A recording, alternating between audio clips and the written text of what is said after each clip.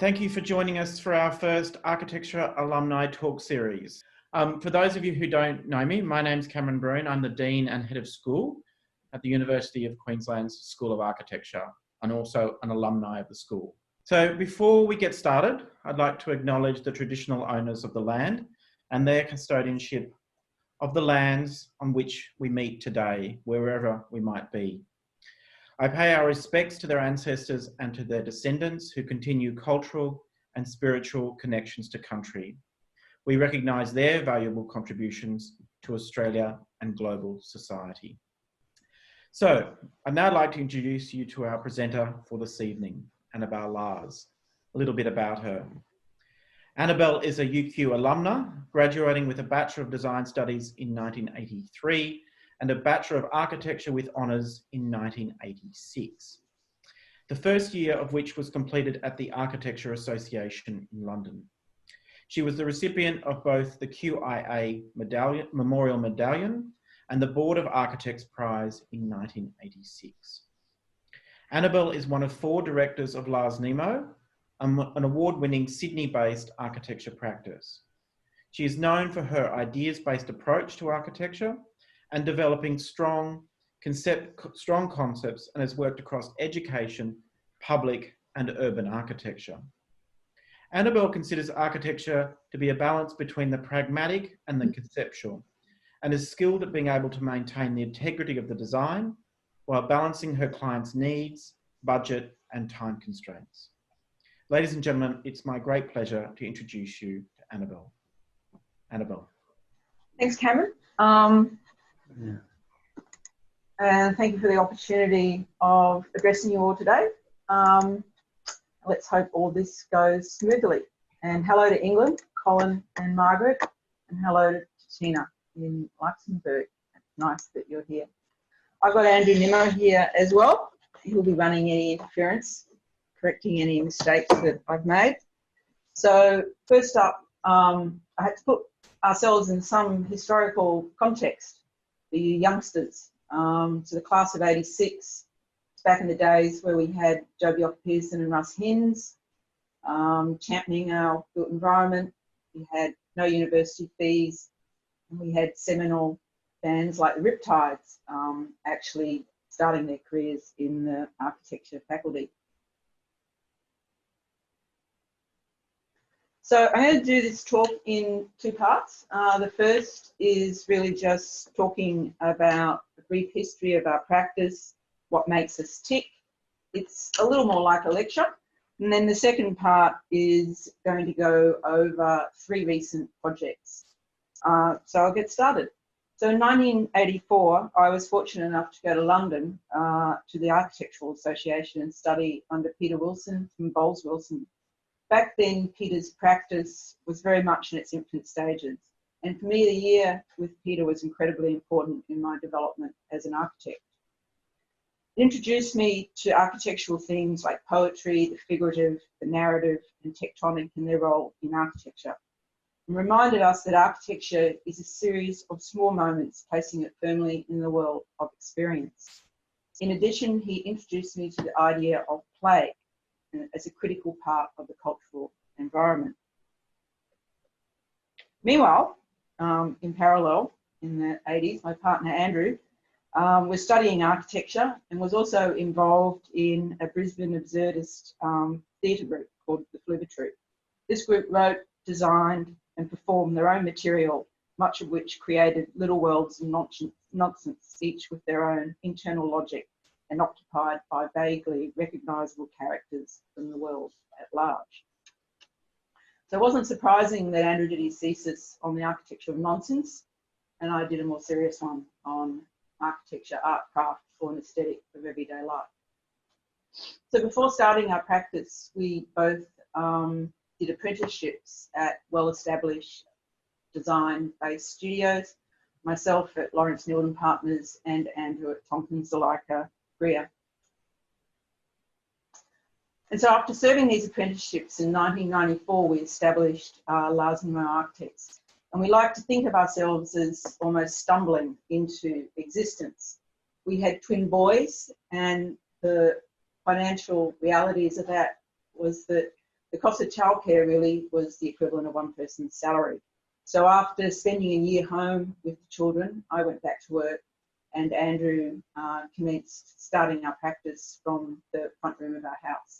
And in the tradition of a lot of architectural practices, our first work was indeed alteration and addition to our house. So today, we skip forward and our practice has evolved into something of a design collaborative in which many hands can be seen at work and no design can be attributed to a single person. This has been a very deliberate approach. We were never comfortable with the image of the lone architect as genius and hero. We saw architecture as much more complex than one person's single-minded obsession. In addition to Andrew and myself, we have two other partners, Brad Coggo and Hugo Cotillard, who have been with the practice for over half its life and represent its future. All have had an important influence on our work. So it really doesn't seem that long ago. It was 2015 and we celebrated 20 years of practice with publication of a retrospective of our work. And now in 2020, that's 25 years down the track, and we still like to think of ourselves as a work in progress. Like many architects, our retrospective was self-published, and it was part celebration and part contemplation of the future. It provided us with an important opportunity to pause and reflect on our work, our process, reoccurring themes, as well as what projects really mattered to us. So something. For our retrospective, Andrew wrote an essay entitled Something, which identifies and expands on some reoccurring themes in our work.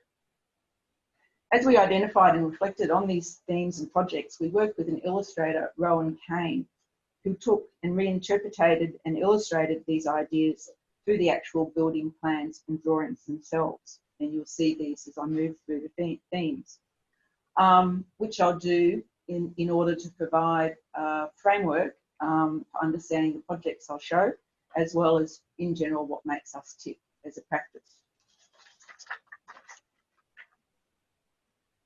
So the dialogue with the client involves understanding the brief, culture and program. It's achieved primarily through listening and observation, but also through research into precedents and challenging clients' assumptions.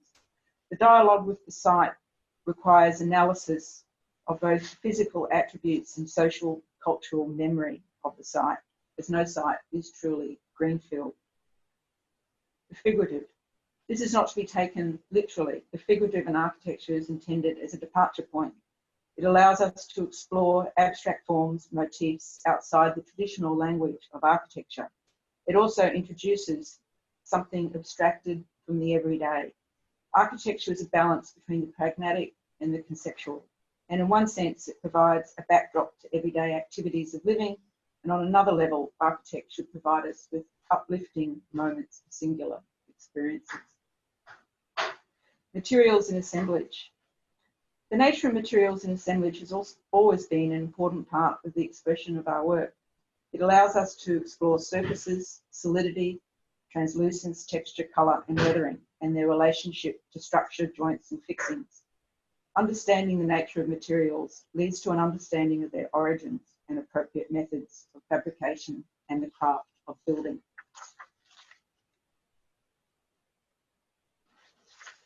Tempered space. Provided you are protected from summer, sun and rain, the benign east coast climate of Australia allows you to be relatively comfortable in a semi-outdoors environment. We've explored these spaces not entirely outside, not entirely inside, consistently in our work, and less formal, loosely programmed and often at the building threshold or entry. They are also social spaces. Mutual benefit. As our practice has grown, and our work has grown in scale and complexity, the projects are now predominantly public, institutional and urban spaces, which reflect our interest in the public over the private and the humanising potential of architecture as part of a civilised community. There is an added responsibility when designing public buildings and spaces, as we are often designing for users that have no voice, users who will never meet.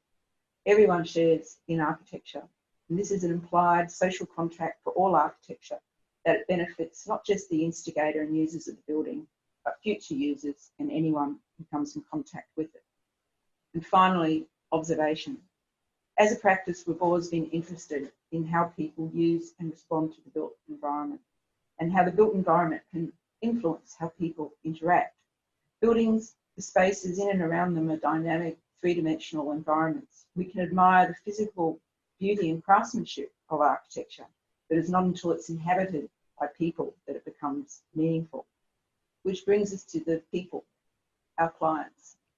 Retrospective also allowed us to reflect on the very diverse range of clients that we've worked with over a 25-year period who have all gone to animate our buildings. From tigers to joggers, scientists and kids. So Cameron asked me to cover some highs and lows. So I think one of the earliest highs for us was really the Royal Easter Show in 1998. This is a competition we won when the Royal Easter Show was moving to its new home at Homebush Bay on the Sydney Olympic Games site, which was still under construction. This consisted of a series of playful, figurative, interpretive towers and wayfinding devices, and led us to our next project, Sydney 2000 Olympic Games overlay, again continuing that exploration of these temporal in ephemeral forms. The next one, shout out to Hamilton, Wilson Architects, was when Wilson Architects and ourselves versus, and John Tom, versus the big end of town in 2006, where we won the Lowy Cancer Research Centre at the University of New South Wales, and we felt we were punching well above our weight. So for us, that was incredibly important, getting our first major project. And even more importantly, it led to a second major project, stage 2 of the development, which was the Wallisworth refurbishment for UNSW medicine. It is an image of that completed complex. And then favourite projects. Over 25 years, there's been a lot of favourite projects, but these three come to mind: Armoury Wharf, Centennial Park Amenities, and Bowen Place, just for the sheer simplicity and they basically developed in such a linear fashion from a strategic idea through the design process where the design was championed by the client, through to the construction where we had great contractors. Really seamless process, and one that doesn't happen enough often in realising architectural projects. And of course, there's always lows. For every competition you win, there are the many projects that competitions you lose. We was robbed. We were robbed of this one, which is a shade. South Bank shade structure. In the South Bank shade structure. Challenges. I think one of the biggest challenges for any practice, particularly if you're doing public work, is winning the work. For the youngsters out there, architecture is an endurance sport. It's something that you don't want to sprint at too early, otherwise I think you'll burn out. And really winning work for us a lot revolves around doing endless expressions of interest or requests for tender. A lot of the time, these the criteria and weighting is heavily in favour of fee. They're very time-intensive, tedious documents to put together. They necessitate smaller practices such as ours to have a myriad of systems in place, QA and work health and safety, environmental management, etc. And the other side of winning work and working today is working within a new kind of procurement framework where clients are increasingly risk averse and they want that guaranteed maximum price. They increasingly are turning to a one-stop shop where the principal, the client, engages a contractor who then engages the whole sub-consultant team. So while we used to be here with a direct relationship to the client, we're now well down the family tree, which means that we need to operate in a different way. We need to become far more collaborators, facilitators, participators in the process, or all face relegation to the sidelines. So Cameron said I should put in some diversions, and after all those tenders, I have recently taken up further exploration of some of these tectonic forms and playful figurative figures through ceramics, which has been a good outlet and exploration for surface and colour. These are just some characters I've been working on. Some are abstracted from projects and others new.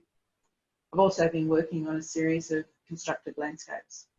But enough of that. On to a few recent projects. So all three of these projects were completed last year. So the first project is the Sir John Clancy Auditorium foyer refurbishment for the University of New South Wales. This we won with Aspect Studios through a shortlisted paid competition process. The project involved not only the refurbishment of the Clancy Auditorium, but also the creation of a new upper campus forecourt. By way of just a little bit of context for those who don't know the campus, University of New South Wales has an upper and lower campus. The lower campus already had quite an established gateway and ceremonial entry along University Mall, whilst the upper campus where Clancy is located really didn't have any sense of entry or gateway. Also recently opened, which was catalyst for the project, was the light rail, and similarly at the base of the campus there's another light rail. So this will be familiar to you, the Lowy Cancer and Wallacewurth projects we completed with Wilson's, and adjacent to that the Clancy Auditorium as it addressed what's called Gate 9 and the new light rail stop. So the scope of the project was quite ambitious, having 3 stages, but as often is the way with architecture, budget constraints led to the only element of the project proceeding at this point in time being the Clancy building itself. This is the master plan from the competition we completed with Aspect, and it's to be hoped that the forecourt does come online and gets completed to finish the vision that we came up with. So going to the architecture, this is an image of the Clancy Auditorium from 1970s by Max Dupain. And it's a terrific example of 1970s brutalist architecture. The architects being Farwell, Manson, Jarvis and McClurkin. But over time, various alterations and additions happened to the building, awnings parked up against it, it was painted purple, and generally just a lot of clutter, just clouding the expression of that original beautiful brutalist building. So our first port of call was to strip all that away. In terms of a design response, it was very simple. We simply extended the dramatic form and geometry of the existing building. So we developed a series or a hierarchy of hood elements for the different foyers. A heroic scaled hood to the north, and then 2 smaller hoods to the east and western foyers. The plan, you can see how the foyer wraps around the existing auditorium, and the red denotes the expansion of the building footprint that we did. And the little blue sections here are new pod elements that we located for services and a box office under the stairs. The palette was extremely restrained. To the boarded concrete and existing weathered copper, we added frameless glass to the facade, as well as a gold copper shingle and steel and glass suspended canopy. This cross section just gives you an idea of the progression into the space from the heroic kind of 10-metre high new hooded element we added down to the original foyer, which was 5 metres in height, and then to a very compressed 2.4 metres around the bar area and the circulation to the auditorium. And here, just a section showing the scale, a much more intimate scale of the eastern and western foyers. Similar to the outside, over the years, a series of very disparate, unfortunate additions have been made to this space, which very much compromise the brutalist expression of the building. So similar to the outside, we wanted to strip all that away. There was also, in particular, a beautiful civic scale tapestry named Banner by the artist Mona Hessing that was commissioned for the original building and designed specifically to span some 22 metres across the northern foyer, creating a very memorable entry experience as you move from outside to inside. The tapestry graduated in colour from golden hues representing dawn through to cooler purples and blues representing dusk. So similar to the outside, we wanted to restore and respect the integrity of the brutalist period of the building. And we also wanted to respect and utilise the Mona Hessing tapestry as a generator for the interior colour palette and allow it to be the hero of the space. So it's really a gift, that tapestry, in terms of establishing a colour and material palette. Very simply, we had these three materials of the gold shingles, the colour anodised panel, and a velvet curtain. And then the cooler colours, we set up a plane with a midnight blue carpet, a blue coloured anodised panel, and that was complemented by blues and purples for upholstery. We had a very restricted program for building, which was 5 months from getting the contractor on board to needing to have the building open for graduations last May. And this necessitated a staged construction process, which meant the stage one was the northern foyer expansion, and then after those graduations, the east and the west.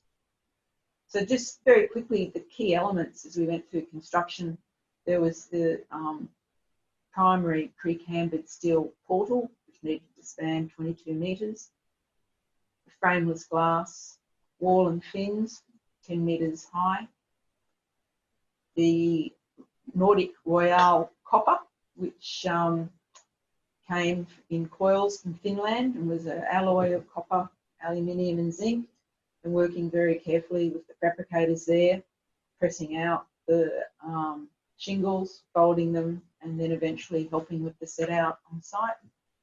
And then the remediation of the concrete, which was a big process of putting on layers of peel-away paint, high pressure hosing, and then applying a mineral-based paint system. So then as we moved into demolition, removing plasterboard ceilings and revealing beautiful concrete ribs, feats. And then we finally we look back to 1970 to 2018, and then as Clancy is today. And you see here the scale of that front foyer, and then the smaller scale foyers to the east and west. So this is a new campus gateway and backdrop to ceremonies and events. The hood, all lit up at night, creates a lovely texture and shimmer and nicely frames the Mona Hessing tapestry. And I think you get that blurring between inside and outside. This three-quarter view just showing that very simple initial move of extending and bouncing off the geometry of the existing building. As a building in the round, we needed to consider how it was viewed from different angles, and this is the view to the eastern foyer from Michael Burt Gardens. And then just looking at a few images just showing the coming together of those different geometries and materials. Some details just showing the shingles as well as this suspended steel and glass canopy, where for us it was quite important to maintain the transparency as you looked up, as you moved under the canopy. And this is actually the concrete. This is where the tapestry goes, and you'll see it in the coming photos. This is just before it was reinstated, and you can see, I think, how it really does enliven the space once it's reinstated. You can see the importance also of just having that transparency through the canopy and just the whole sense of grandeur and ceremony. So once inside, all that colour palette comes together very simply. We've got the cool plane of the blue carpet, and fullness of the concrete, balanced tapestry, and then the gold sitting behind the bar. This sense of the scale of space being in that new expanded section and seeing as the scale begins to step down, and also just the roughness of that raw concrete juxtaposed against the slickness of the new frameless glass and the copper shingles. As you swing around in the space, you become more aware of the scale as it steps down. Elements such as the stairs to either side of the entry are left very simple, raw concrete, and you can also begin to see there the blue colour anodised panel we introduced. So uplighting, well, the whole lining of the space was very important to cater for different modes and events. And here the concrete feet is simply uplighted. This space was the original foyer to the building. These concrete columns, the original outside line. You can see here also the little pod elements that we snuck in under the stairs that carry the services and box office. As you move into the space towards the bar and auditorium, compresses down to that 2.4. We've got colour anodised panel that wraps up behind the bar. The bar itself is a very simple sculptural gesture that adopts the curve of the auditorium. These are just some details just showing how textures and surfaces work and how the space changes as it goes into evening mode. As you move into the eastern foyer, just the compression of the space and a final view within that eastern foyer. So moving to a different type of project, Mum Pool Amenities. This was a project we did for Randwick City Council. We like to get our clothes off down here in Sydney, just like you Queenslanders. And anyone who's familiar with Sydney will know that we're blessed with a series of really beautiful ocean pools. One pool being located just to the north of Maroubra Beach. So the scope of work here was simply to remove an existing amenities facility in addition to a small swimming club house and replace it. You can see here the building to be replaced was a 1960s red brick building that couldn't have sat closer to the edge of the cliff or in a more prominent, beautiful position. So here it is in all its glory, almost falling off the cliff and blocking the view to the ocean. So the key strategy for us was to reinstate that view, let the cliff and the rock face be themselves, and to push our building, tuck it back as much as possible into the landscape. So there's the buildings that we demolished, and you can see how close they are to that cliff edge, and then our new building, which is pushed back and begins to tuck in to this landscape and take advantage of the level change. The building itself, as we pushed it in, began to be moulded and adopt some of the contours, the shape of the contours as it tried to nestle into that landscape, and also became informed by pathways. This pathway from the car park that takes a direct route down and splits the building into two forms. Being such a prominent and location subject to salt and wind, we needed to have a robust palette of materials. Got a concrete lid to the building, colour anodised, a gold colour anodised fin for ventilation and privacy. And the main material being a precast concrete which had a textured, weathered appearance to relate to the rock face. And we used a rose granite aggregate selected for its different hues of pink that pick out some of the colours in the rock. And also, as you can see here, it transforms in colour depending on the time of day and the light that's hitting it. So the completed building, you can see the concrete lid that joins the two building forms together. It has pebbles. And a concrete skirt that, or set of terraces that surround the building. And we work quite closely with Sue Barnsley Landscape on this. So they create its own kind of rock shelf for the building, as well as an area for people to lounge in and the swim club to congregate and meet. So here you can see the building. There's a long, low horizontal element that begins to complement the existing striations of the rock. Also just picking up the permeability that's created by taking that pathway through. Some details, just the nature of that rose-coloured aggregate that really changes here, being hit by direct sunlight, and how that works with the gold of the anodised fins contrasted to the sky. And again, just looking at that as I think this is taken at dawn, just the changes and how those materials really animate the building.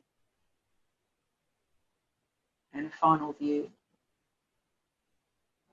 So the final project I'm going to show is HMA's Platypus, which is being renamed Sub-Base Platypus. This is another project we did with Aspect Studios. The client here is the Sydney Harbour Federation Trust. So moving from Sydney's coastline to the harbour, and this is the CBD, the Harbour Bridge, and the site for Platypus sat in Neutral Bay in North Sydney. An aerial view just showing the site, which was a large industrial site comprised of a disparate group of industrial buildings and wharf.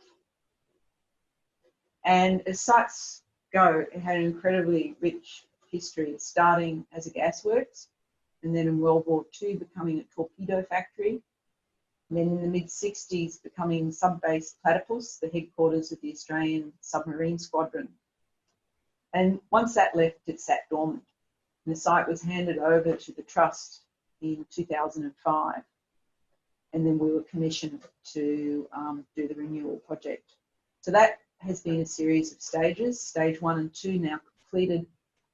Sub-Base Platypus has been opened up to the public for the first time in 150 years. So here's the site as we found it. All of these buildings have been retained. This is the single building which was removed to create what we called an arrival forecourt. There's a beautiful sandstone cutting that bounds the rear of the site, atop which are some wonderful examples of residential multi-housing from the 80s. Just some images which describe the character of the buildings on the site.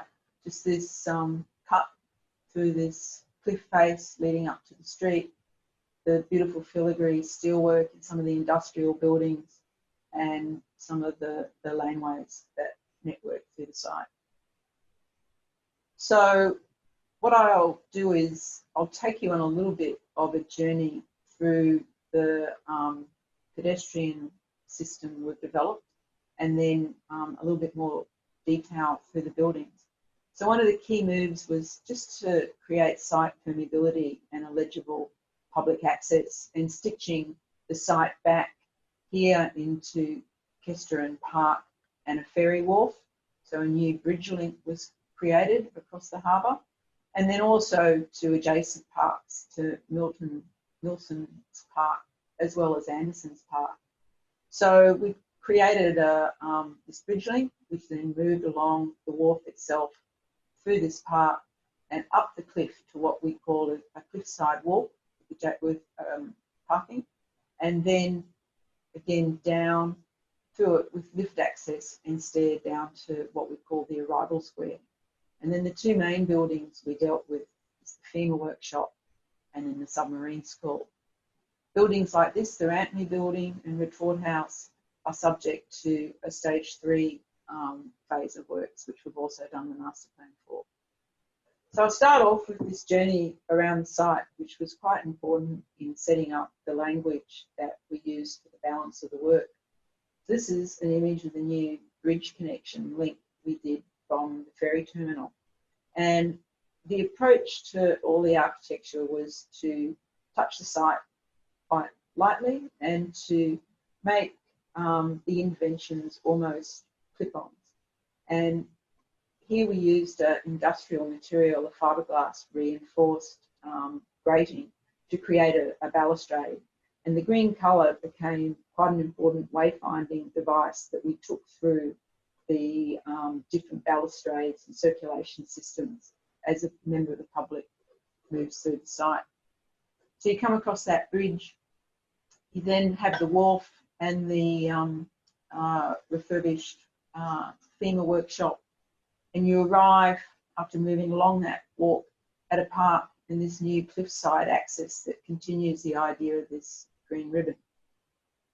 As you get to the top of the cliff, you begin to get views across the harbour, across the roofs of the industrial buildings, and also across a park that was done earlier by Aspect Studios. And then you can see the cliff walk that extends the language of that fiberglass grated material. And then part of one of the key issues of the site was just accessibility and resolving all the different level changes. So at this point, we really needed to resolve an accessible route of travel to move people from the upper car park down into the site. And so we picked up and thought about different languages that could take, looking at clues on site such as shafts and chimneys, through to more urban ideas about campaniles and forms like that could also act as a marker, in this case, a marker to our gateway arrival precinct. And here you can see that green ribbon that comes along, has a jaunty little lookout, and then threads its way down and around that lift. So I'll go through quickly just a couple of buildings and some of the strategies behind those. The strategy for the Fema building really revolved around taking the middle section of the building out, leaving some of the existing structure, but creating a new courtyard element and a permeability through to the laneway behind. The other key move was leaving the cladding on the upper story, but peeling that back and creating tenancies at the ground level along the wharf. As I referred to, the site has got such a rich and interesting history, and one piece of history that particularly we liked was the idea of this razzle dazzle. So that's an application of quite a chaotic series of geometries that came, I think, were born out of the Cubist art movement. And these were applied, these bold geometric patterns, to the boats, not to camouflage them, but in fact to distort the U-boat's view to the boat to make them harder to be hit by torpedoes. So he took that as an idea and used it as a super graphic just to mark the cuts we made through the Fema building structure. And these are just some images as we develop the ideas for this new courtyard space. So from the upper cliff walk, just looking across the roofs, you get a glimpse of the razzle dazzle and looking out to the beautiful Sydney Harbour. Looking in the other direction, you can see that cut we've made through the Fema building, leaving some of the original roof structure and creating that permeability through to this laneway and the submarine school building. So just a few images as we move around the site. This new arrival forecourt we've created, our new Campanile lift access, our green ribbon that brings us down into the site, and then the It actually access the whole tunnel too. it's destroying my flow. And just some images looking at the Fema building, where we tried to make insertions quite strategically, maintaining as much of the cladding on the upper stories, but allowing the base of the building to be quite transparent. And these tenancies are mainly creative tenancies. And I can't remember if I mentioned it, but the Sydney Harbour Federation Trust is a self-funded organisation. They don't get money. So it's very important that their developments balance achieving and making beautiful public and urban spaces with getting some sort of revenue. So that's the view as we've made that cut for the Fema building, looking through to this new landscape courtyard and the razzle. Having some fun with the industrial expression and using that aesthetic to express some of our new services, using simple colour, clip-on awnings. So a new pergola shade structure. And then this indoor-outdoor covered kind of garden that we worked on very closely with Aspect Studios, that gives a new beautiful public space for joggers and cyclists to stop in, hopefully have a coffee, and also that permeability through to the rear laneway and the submarine school building. So that just captures the wharf, part of this new pergola, our slice through the Fema building, and begin to get a sense of the suspended kind of gardens that Aspect conceived, and also the importance of just painting all of that structure white to highlight its delicate filigree nature, but also just the juxtaposition with the blue sky. And the tenancies themselves, which are kept quite raw, quite clean, very simple materials like plywood, and always considering cleaning up the existing fabric, but also strategically leaving it as memory of the past, and so it juxtaposes with the new finished skin.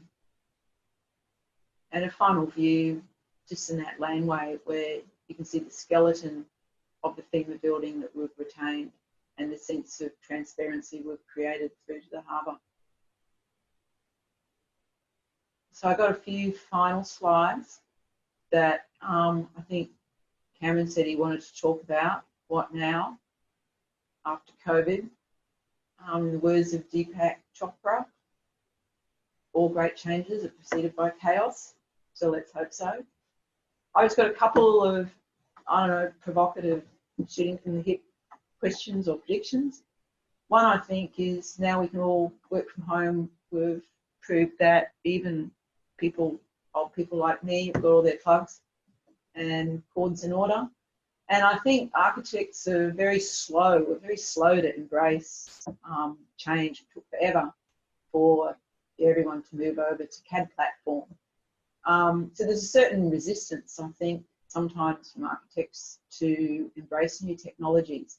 So I think that this will be a time to piggyback off the whole work from home revolution, because technology, I think, you know, sometimes you get the feeling that architects fear technology, when in fact it's their emerging technologies to make our life easier and to free up more time for us to design. And looking really to all the youngsters out there to push these new technologies and learn about them and introduce them to the firms that you'll move out into. Just one example is Twinmotion, which is a piece of software that was gaming software, I think originally, and only came out last year. And our 22-year-old student had a crack at it a few weeks ago and just exported our 3D BIM model into this software and just made the most amazing VR walkthrough that we've seen. So the future's there. I think we're going to see more hybrid research architectural practices. I think the role of academics and critics is going to become increasingly important in breaking down silos between different disciplines, as well as critique and comment on the built environment and our role in it as architects. I think we're going to get broader creative practices and agencies developed, further blurring the boundaries between multiple design disciplines. I think we need, or we should have, more architects moving into government policy-making positions. Imagine if the Minister for the Built Environment was an architect, how good would that be? We're going to have a continuum, I think, of the rise of large multidisciplinary global firms and architects needing to adopt a variety of facilitator and technical roles. And finally, I think we're going to see more architects also moving into project and construction management and hopefully advocating from within for better design and procurement practices. And that's the end. Thank you, Annabel. That was fantastic. So if you unshare your screen, I'll switch over. So it was a brilliantly composed lecture and ending in the right, I think, type of provocation about what this next little period of time is going to look like for architects and architecture. I don't think there's any questions in the Q&A at the moment. So I guess what? I get to ask you some questions. Please ask Andrew as well. I will. It was fantastic to get an update on the recent trajectory of your practice. And I picked up on a comment you made very early in the presentation about stumbling into practice. And it seems that it couldn't be a more marked contrast between that comment and the precision and rigor of the current crop of work that you've shared with us tonight. And I wonder if both of you could comment on what do you think of the characteristics, personal and professional, that have characterized that success in moving from circumstantial entry into practice of just finding your way there to running a successful national practice? Andrew, you go first. I go first. Well, we stumbled into, I think we always had aspirations to run our own practice. But I think the opportunity was really there purely because who wants to, there just wasn't the economics with the whole childcare thing. So it just seemed, I suppose it took away the risk. If we had both been working, we didn't have the child thing, then you're giving up the salary, and there's all that risk associated with you might fail. Whereas we went into it and we didn't have that baggage because, we were going to have one person at home anyway. And I think the grounding that we had at practices like Lawrence's and Tonkin's Leica meant that we kind of knew the basics of running a practice. I'd put submissions together before those practices were involved with public work. Some of the early breaks we got, like the Olympics, that was incredible because for a start they were temporary structures so they could fall apart. They didn't need to, they could leak. But secondly, the Olympics was just like 1,000 project managers who then all went off to multiply in different organisations and who we knew. I think the other thing, Cameron, is that because we were always, coming from Queensland, starting up a practice in New South Wales, we didn't have an old school network or wealthy parents' friends to hook onto. And for a lot of firms, young architects, that's how they start their practice, is firstly doing houses for their parents and then their parents' friends and etc. We didn't have any of that. So we focused on public work very early on. And with the kind of public work we've done, you need to actually establish a level of professionalism and get systems in place that you don't have to if you're doing lots of residential work. So for our size, we're probably one of the earliest, smallest practices to get a full-on QA system and all those sorts of things. And we didn't particularly like them, but that was just what was necessary in order to get the work and do the work and to be taken seriously. So we just did what we had to do. And I think that's part of it. But also, we've now had the practice going for 25 years. And you'd like to think that over that period, you would start to fine-tune and get better at what you're doing. Certainly, if you keep doing the same stuff, it gets pretty boring. So, well, I think the other interesting point is because we're not from Sydney, we just don't have all that Sydney baggage, like the whole baggage of the Sydney school and Mercat, etc., etc. I think the education we had in Queensland just introduced us to much more site-specific approach to architecture, which means it's not style-driven. We've just had a great question from Josh, who's in first year, and he was wondering about the strategies you took to develop your graphic communication and representation skills. He wants to learn more about how he can make a design more evocative on an A3 sheet of paper, which is in fact, the latter piece is probably a COVID-related question about how we communicate on smaller screens or in smaller digital environments and sort of spaces we're used to presenting work in. I think you need to be very clear on what you want to present. And then you need to be very clear on who you're presenting to, what the audience is, and then you can begin to hone what sort of graphic you want to use. For instance, we use quite a combination of different styles.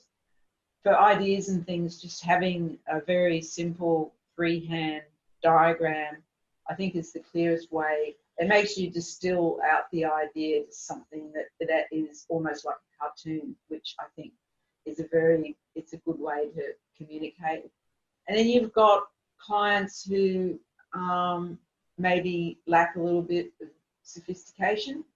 So you need to be careful, like, we run everything off ArchiCAD and BMX, walk through buildings, etc. But you need to be careful about clients being distracted by colour or things that are just a process of the rendering or the model. So there we tend to use like white cards and just apply strategic bits of colour. And then you got full-on rendering programs. But I think the most important thing is who you're presenting to. I think also understanding the stage you're up to. So we work very much on the idea of developing diagrams and then trying to build up a clear narrative so that you don't try and say, here's the design, isn't wonderful. You build up this whole story, and ideally you actually take your client to a place they hadn't thought they'd go to, but you can't just take them there, you have to take them through a story, and that story builds up over a period of time, which, sometimes it's layered upon itself, sometimes it's evolved. But also the other thing in terms of presentation styles, it actually changes a lot depending upon who's in the office. So you have to work to your strengths. So rather than having a house style and saying everyone must conform to that, it's also talking to everyone and saying, well, what are you good at? So we've had some people in the office who are naturally just very, very good at freehand drawing. So that's how they present. Others who are very good with using all sorts of new technologies and CAD-based. Motion stuff. Yeah, so, and they'll do that. I think like I said, there is no house style, so we're quite flexible as long as it's all about communication, and there's lots of different ways to communicate something. There's not one way. That's great. So we have another question on the Q&A about collaborations. And I think this is a really good one to ask you about, because it relates to both the way you work together, but also the way the practice works with other firms. So in my previous life, I found myself at times at the pointy end of situations where two architects have worked together in the guise of collaboration, but not necessarily collaborated on even terms, and having to negotiate that at the end of or the completion of the building. But it seems to me the collaborations you've had with practices, including Wilson's, have been very, very successful collaborations, where both practices have a strong voice and are rewarded and enriched by the practice, or by the project. What has enabled those collaborations to be so successful? I'm editorializing the question slightly. I think probably it's our basic approach that, you know, Andrew and I, we don't play the hero architect in the practice. And there are some practices where, you know, the structure isn't even a pyramid, it's just a spire with, you know, the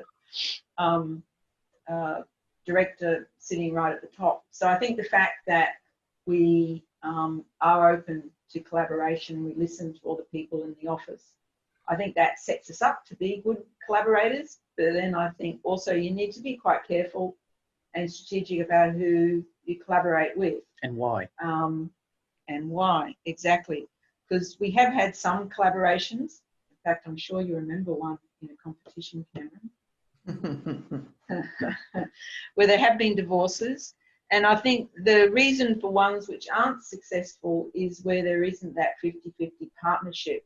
We've done collaborations, you know, which have had successful buildings, but our role has been, say, up front in design and someone else has back-ended it.